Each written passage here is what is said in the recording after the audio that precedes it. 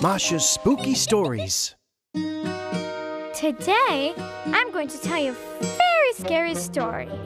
After I'm done, you won't be able to fall asleep. Not in the day, and not in the night, and not even in the morning after you eat.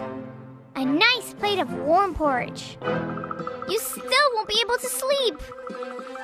And it all happened at a children's summer camp when a very fun boy arrived.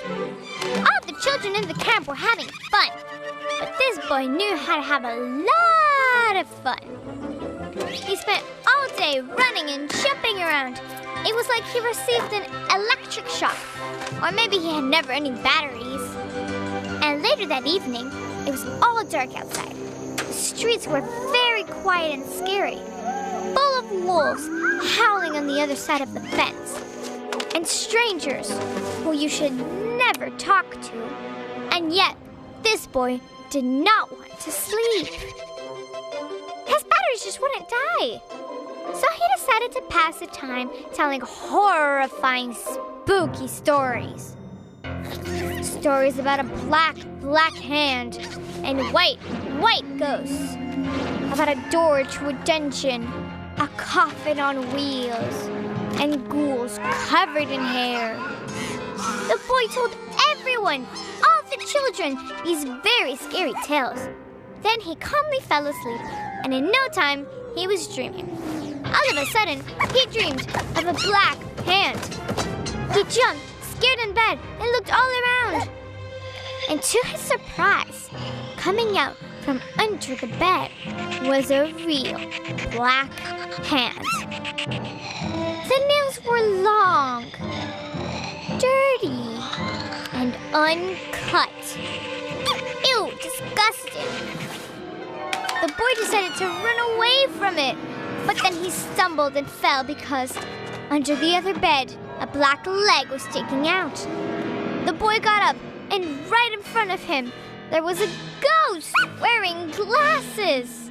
It was completely white and totally scary. What should he do?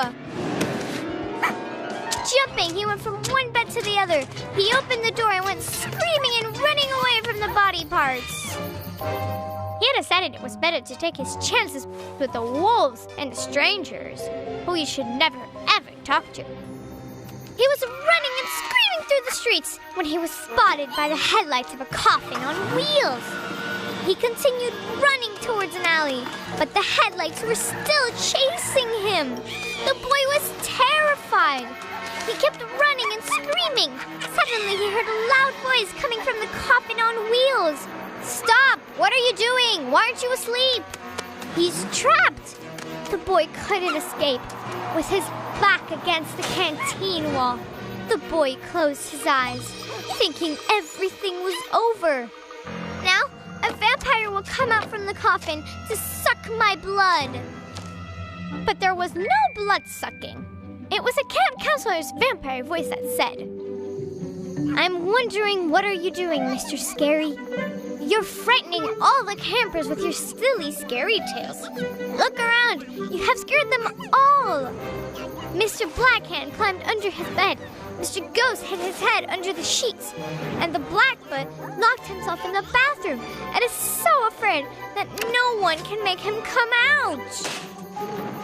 You have even pulled a joke on me, the director of the whole camp.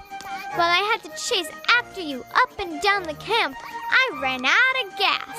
Well, Mr. Scary, aren't you ashamed of yourself?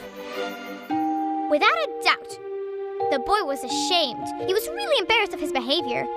So he apologized to the boys in his dorm for the scary, creepy things he had said before their bedtime. He also promised to buy more gas to the camp director. Well, he will do that when he gets his first job. But I guess the director didn't believe him because he sighed heavily.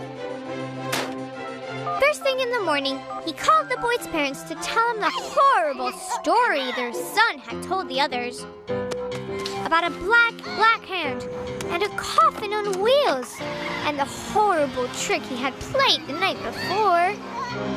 For some reason, only his mother was frightened. His dad, on the other hand, was not afraid, but instead he promised to handle the situation.